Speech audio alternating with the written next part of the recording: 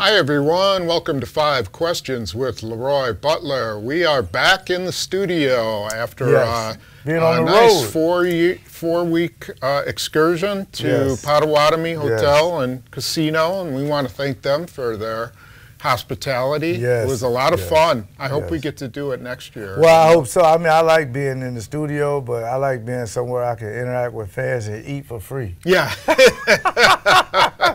Well, I had to pay, of course. They give you the free stuff. It is called 5 Questions. Well, you get the point. Yeah.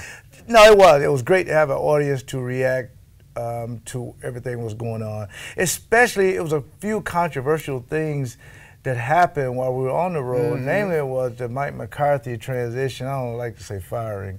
The transition, and how was Philbin going to pick up the pieces and stabilize everything, which I think he's doing a good job of doing that. That's why I'm not surprised that you would see Davante Adams, Aaron Rodgers mentioning Joe Philbin's name when we're talking about coaching. One thing I will say about Aaron Rodgers is that if you really dig deep into his comments, he's never says that Joe Philbin should be the head coach. He says we want to do the best for Joe. So we wish Joe the best, and we're he's not campaigning for Joe Philbin to be the head coach because I think he wants a different offense. Well, I think he enjoys now a new voice. I think he enjoys now being aggressive in certain aspects. I think he enjoys the freedom.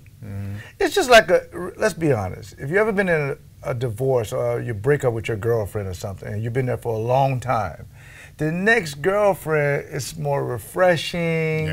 You just seem to you just get all the bad stuff behind you. It's like that, period. Just everything is just bliss. It's just awesome.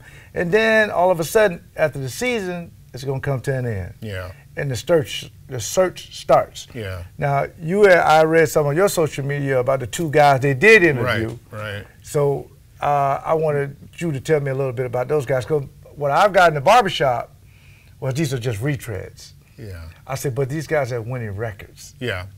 So it was Jim Caldwell who coached the Indianapolis Colts to the Super Bowl, where they lost, and Chuck Pagano, who took over Indianapolis after Caldwell left, and had reasonable success, but had that year where Andrew Luck was hurt, and they went, 2-14 or 3, whatever it was. But did his general manager help him at all, Chuck, when he was there? They had a transition up top. The owner got into a little something. Yeah, it was. I probably he didn't get a fair shake. Right. And I think that's what got him in the part of the years he was battling leukemia.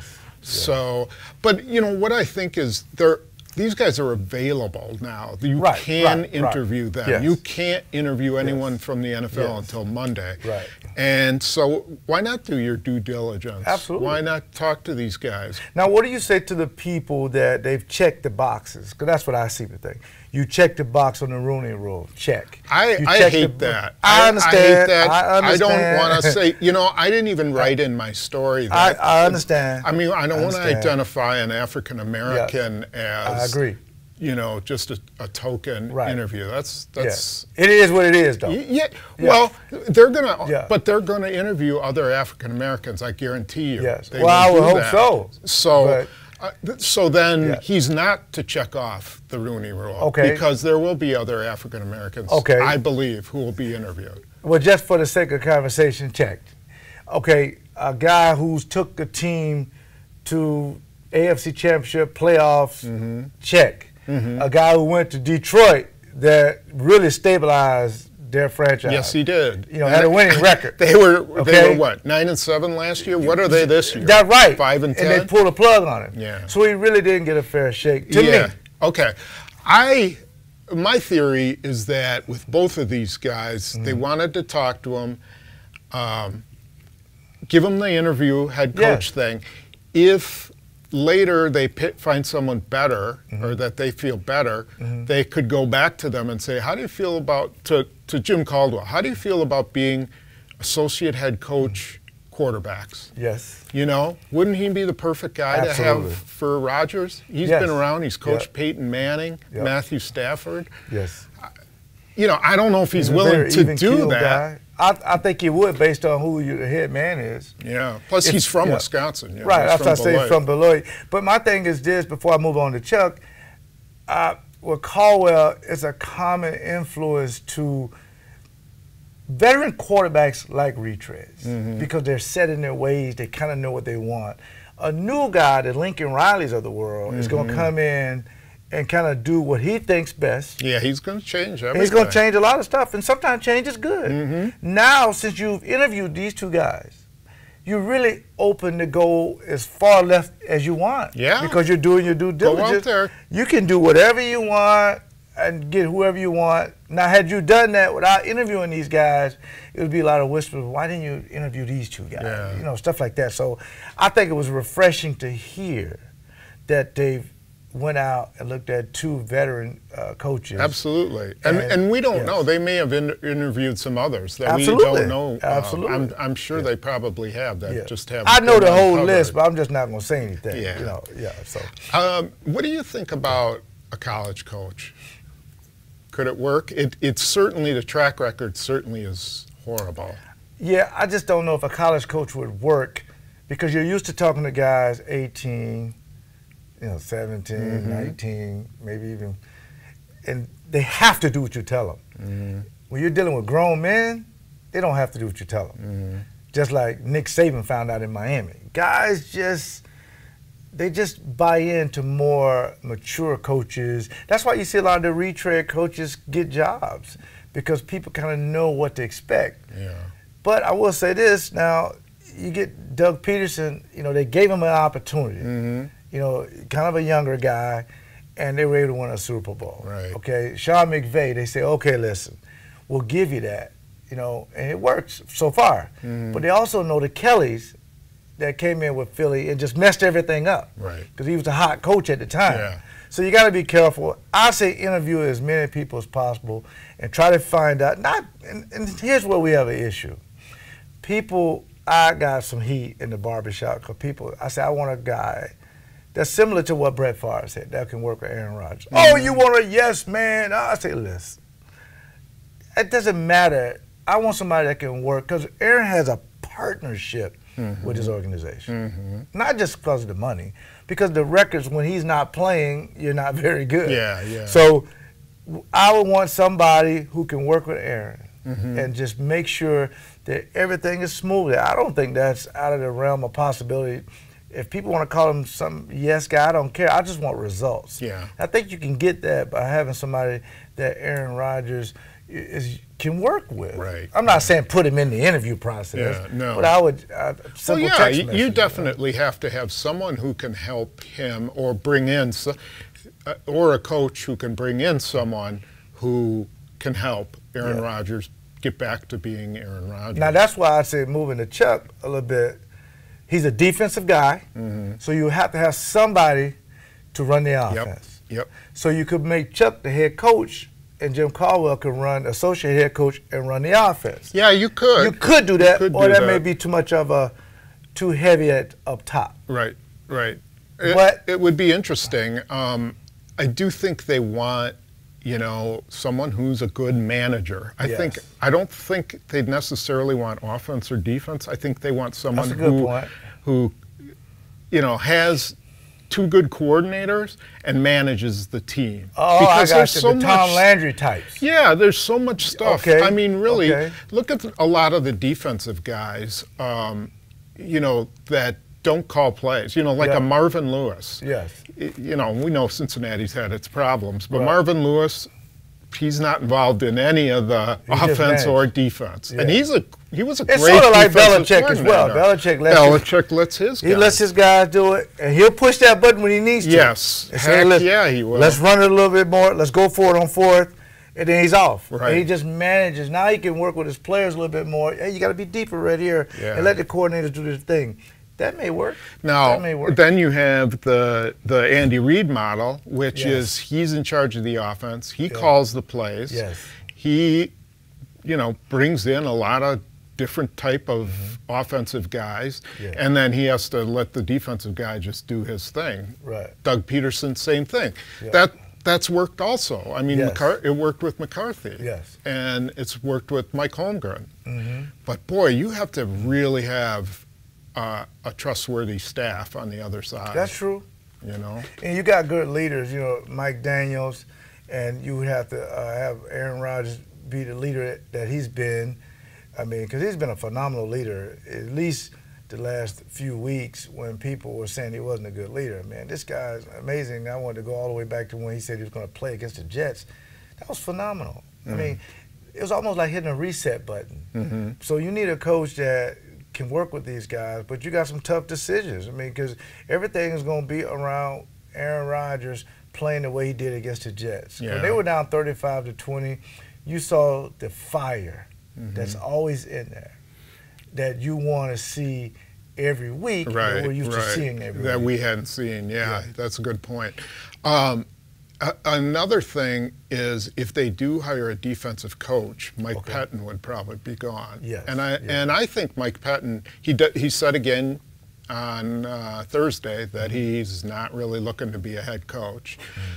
I would encourage him to interview. If everybody say that, that means they're looking to be a head coach. But he's getting back into coaching because he hadn't been coaching for a while. Yeah, I think he's pretty honest. I think he's saying, I think, you know, he has bad feelings from the Cleveland situation. And what the heck, why not be a coordinator? You get to have your hands on everything defense, but you don't have to worry about all the other crap you're right. that goes Signing on. Players and trades and free agents and stuff. Disciplining guys. Keep your head down and work. Yeah, so I think that's fine.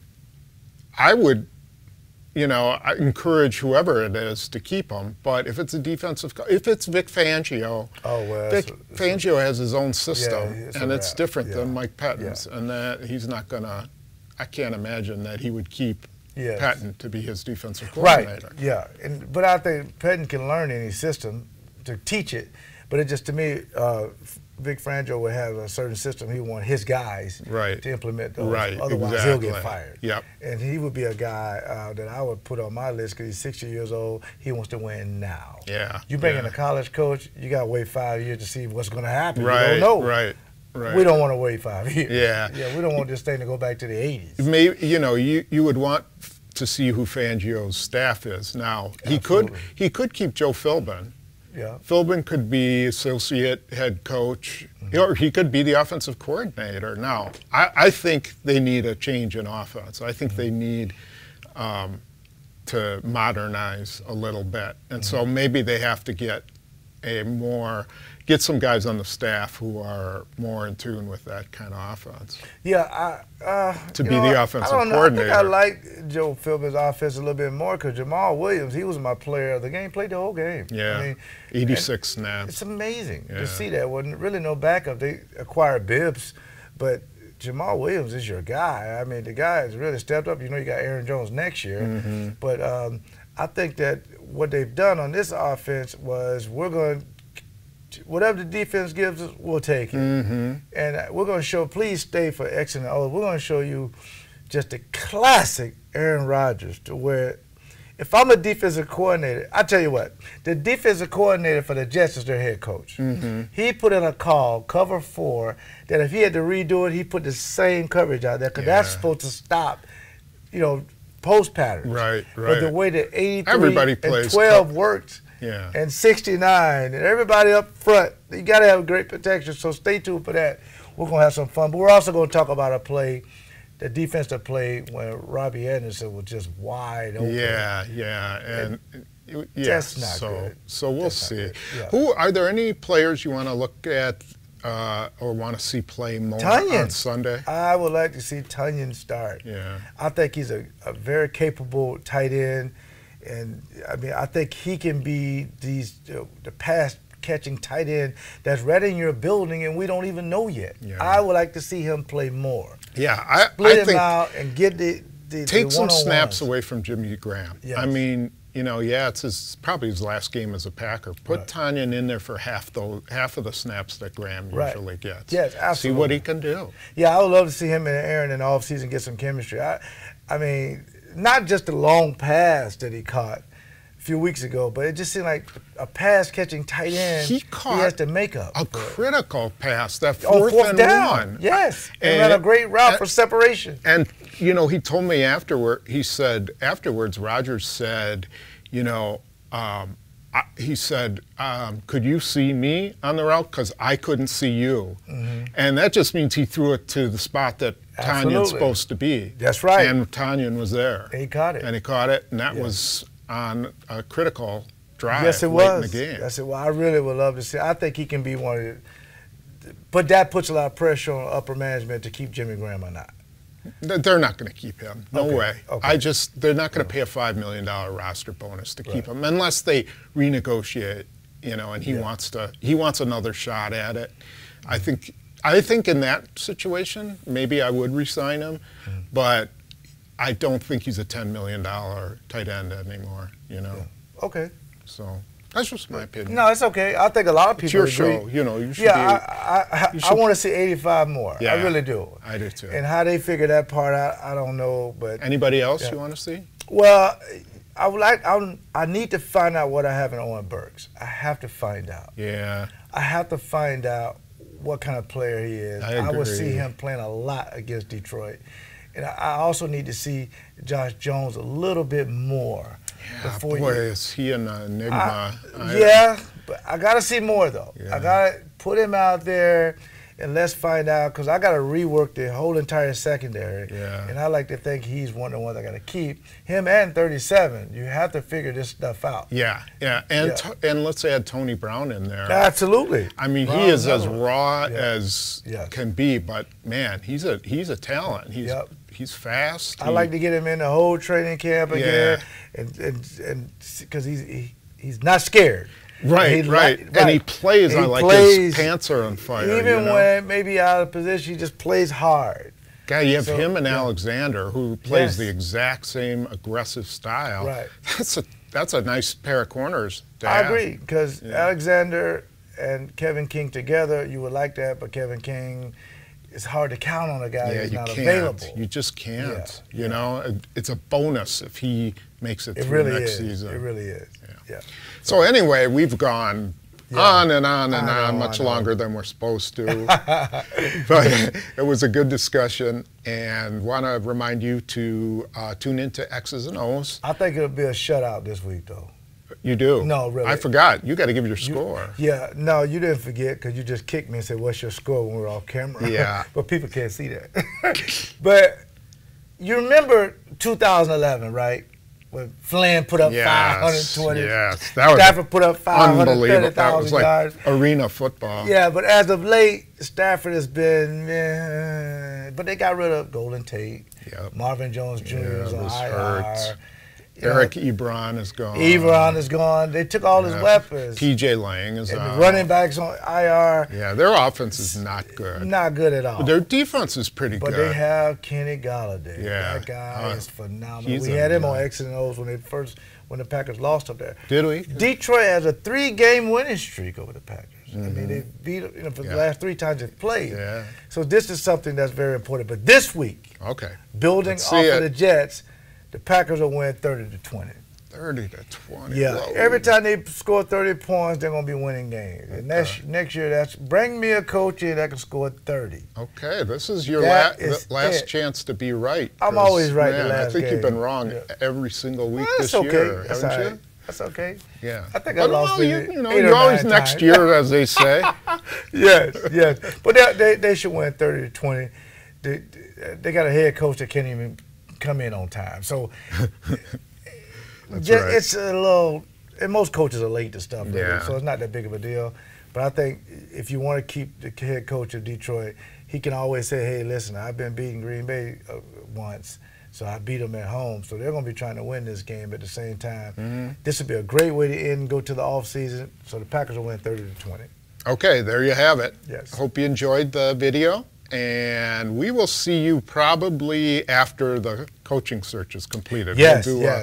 We'll do a special 5 questions. Yes, we will do that. And maybe take a look at the schemes that the new guy has, offensive defense, right? That's a great idea. We'll do that. And we just celebrated 25th year, the Leap, December 26th, a couple of days ago. So I was 25 years old when we first did that. So you can always go watch that anywhere. So I was pretty excited to be the first one to start. That's awesome, yeah. But I'd like to give a shout out to Robert Brooks for making it famous by putting out a song about it. That was brilliant. That was brilliant. Jump in the stands. You can actually go pick that up too. And thanks for Cops and Kids, Pick and Save, you know, Friends of Autism, all of the sponsors have been great this year. I really appreciate it. All right. Take care.